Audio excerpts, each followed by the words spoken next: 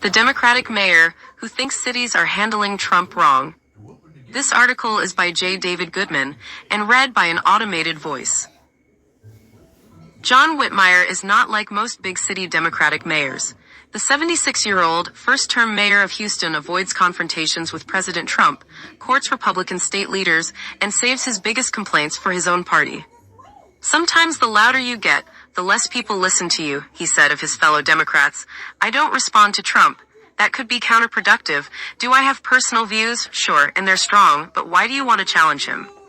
With rhetoric escalating over immigration raids and National Guard troop deployments, Mayor Whitmire is betting that the best way to govern a large American city right now is to keep your head down. Most major cities are in turmoil, Mr. Whitmire said. We're not. His approach, developed over 50 years in Texas politics, may be keeping down the political temperature in Houston, the nation's fourth most populous city, and a diverse, immigrant-heavy Democratic hub deep inside a red state. But it has not endeared the mayor to his city's progressives, who would say it's not confrontation they crave, it's backbone. This is a mayor who has no vision, said Kartik Sora, a co-chairman of Houston Progressives. Mr. Whitmire, in a series of interviews with the New York Times, faulted other Democratic mayors such as Brandon Johnson in Chicago and Karen Bass in Los Angeles for loud public challenges to the president over immigration enforcement and other issues that have only deepened divisions. He had particularly choice words for Zoran Mamdani, the front-runner to be the next mayor of New York, for what he said was a horrible record of bringing people together. He's saying he's going to arrest the Prime Minister of Israel.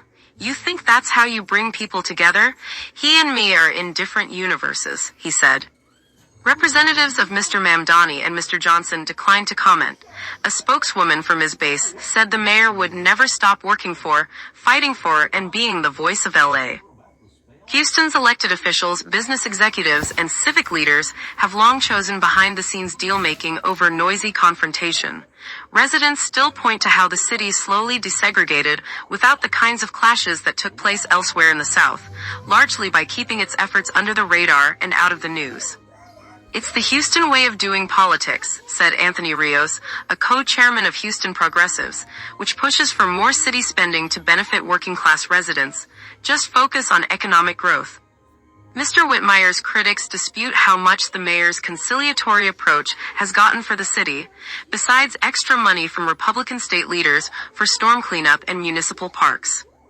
When the city took steps to remove a rainbow crosswalk from its historically gay Montrose neighborhood under pressure from the Trump administration and Governor Greg Abbott, the Houston Chronicle asked, "Why can't our mayor be courageous?"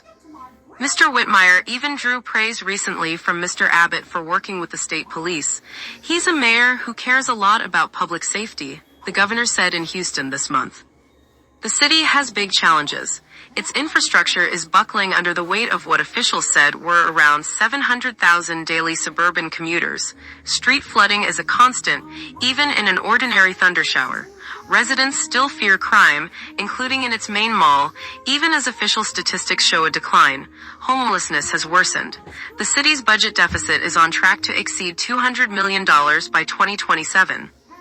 Costs are going up and revenues are not going up to offset them, said Christopher Hollins, the city controller. No plan has been put in place to address that. The mayor is aware of all that, but after 5 decades in public service, he knows what he likes. Repaved roads, municipal public safety unions, baked potatoes, and late-night ride-alongs with his police chief. He also knows what he without a doubt does not like. Sidewalk scooters, crime, bike lanes, and perhaps most of all, noisy partying near residential neighborhoods. Too loud, too loud, too loud, he called out from the passenger window of a police SUV while passing by booming bars on a recent Saturday night ride with the city's police chief J. Noe Diaz at the wheel. People live right here, can you imagine that? On another outing, Mr. Whitmire lamented the many homeless people. You smell that urine, he said, walking through a park near City Hall, right in the middle of the damned theater district. His ire even extended to a stand of oak trees nearby. Let me show you something else that drives me nuts, he said, pointing to their exposed roots. They need some topsoil. It's the posture of an aggrieved resident, just one of 2.3 million Houstonians frustrated at the state of the city. Though he's been in office nearly 2 years, He anticipates needing and winning a second term. The office of mayor in Texas is nonpartisan, which allowed Mr. Whitmire to win in 2023 by running a middle-of-the-road campaign that attracted Republican and independent voters as well as centrist Democrats. He courted major Republican donors, like the billionaire Houston restaurateur Tillman Fertitta, now Mr. Trump's ambassador to Italy, and won the race in a majority Democrat city without winning a majority of Democratic votes. He prides himself on standing apart. In his City Hall office is a picture of Mr. Whitmire walking up a flight of stairs in the Texas Capitol in 2003, when, as a state senator, he broke with fellow Democrats and returned to Austin to end the party's first major walkout over redistricting. "I saved the Democrats from losing all their influence," he said, seated at his desk. Mr. Whitmire has been a Democrat in Texas politics long enough to remember when the party controlled the state. When he was young, his father worked at a local welfare office, and Mr. Whitmire spent time working in the mailroom and conducting home visits as part of the food stamp program, he recalled. He was elected to the state house when he was 23 and became a state senator a decade later in 1983. From his Senate seat, he watched the chamber become the center of hardline conservative power in the state over 4 decades. He was the last Democrat to chair a committee in the state Senate, even with Republicans holding power. Evidence of Mr. Whitmire's ability to forge alliances across party lines, or as his critics say, that he no longer stands with most Democrats in Austin or Houston. In the city, his administration has angered progressives by removing bike lanes and questioning transit projects begun under his predecessor, Sylvester Turner, who died this year. Randy Mackey, the city's head of public works, said city officials under Mr. Turner tried to bring an East Coast philosophy with transit and bicycling. "The Whitmire administration has a Texas philosophy," said Mr. Mackey, who drives in from a suburb southeast of the city early each morning to beat the traffic. Still, the mayor insists the phrase progressive Democrat applies to him, citing his support for labor unions, the LGBTQ community, and civil rights.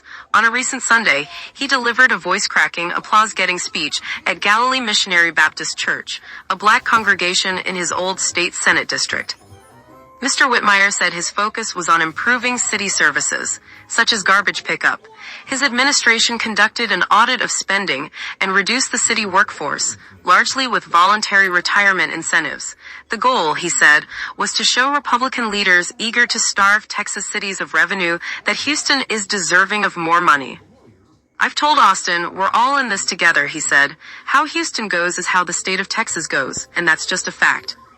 Recently, Mr. Whitmire explained his stance on the Rainbow Crosswalk, faulting Mr. Abbott for politicizing the issue but saying the city would not risk state or federal funding by fighting over it.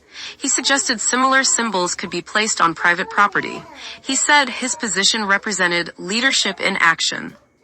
Mr. Whitmire has succeeded in bridging some divides in the city, merging 2 parallel pride parades into one, working to join 2 events on Martin Luther King's birthday that had been separate, settling a contract dispute with firefighters, and helping to resolve a strike by hotel workers, including by postponing his State of the City speech.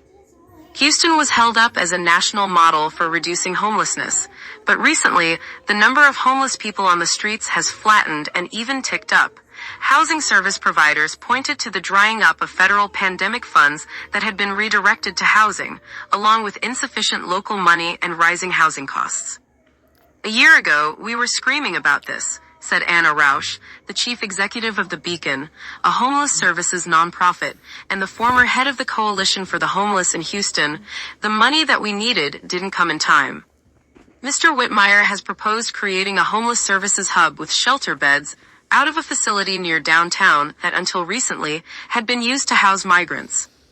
"It's the best way to get people off the streets quickly," said Ms. Rausch, "but spending money on shelter beds might mean less funding for permanent housing." The city is also preparing to co-host the FIFA World Cup next year and is embarking on a major convention center expansion. But first, Mr. Whitmire would like to do something about the electric scooter riding young people on the sidewalks. For some other mayors, the word safe might refer only to crime prevention. Violent crime is on the minds of Houstonians, after 197 murders were recorded in the city through the end of August, compared with 209 over the same period in New York, which is more than 3 times larger. But for Mr. Whitmire, safety was also on his mind while observing groups of scooter riders from the window of the police SUV. His police chief said some of the riders had been found to be carrying guns. The mayor wants them banned from sidewalks. "We're trying to help the public feel safe walking downtown," he said. "It's harming the hotel business."